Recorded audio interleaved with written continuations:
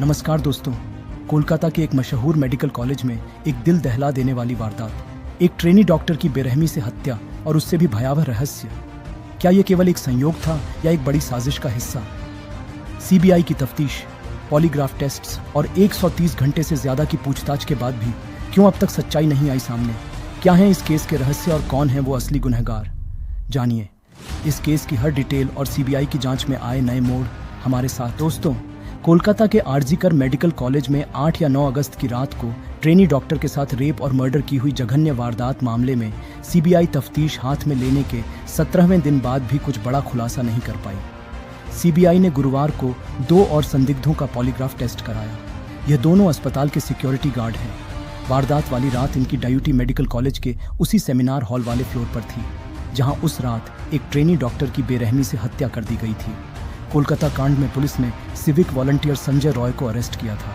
CBI ने जांच हाथ में लेने के बाद कोई नई गिरफ्तारी नहीं की है। दोस्तों, लाई डिटेक्टर टेस्ट में इन दोनों गार्ड से सीबीआई ने पूछा कि वारदात वाली रात तुम दोनों की ड्यूटी कहां पर थी? क्या उस रात तुम दोनों में से कोई उस सेमिनार हॉल के अंदर भी गया था?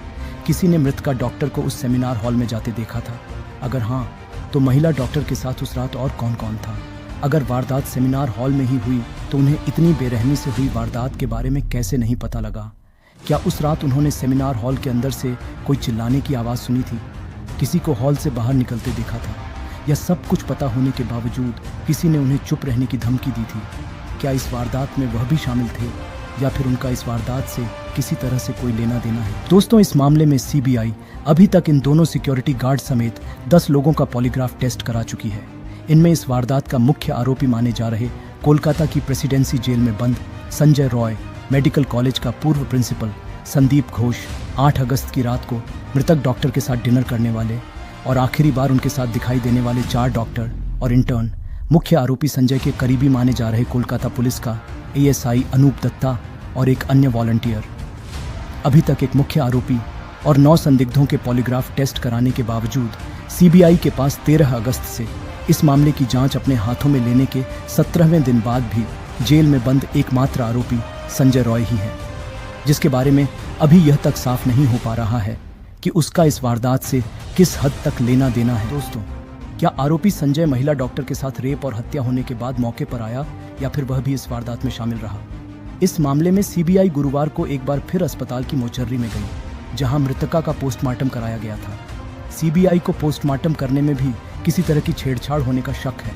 शक यह भी है कि मामले में अस्पताल का बायोवेस्ट बांग्लादेश कराने का आरोप है, जिसका मास्टरमाइंड कॉलेज का पूर्व प्रिंसिपल संदीप घोष बताया जा रहा है।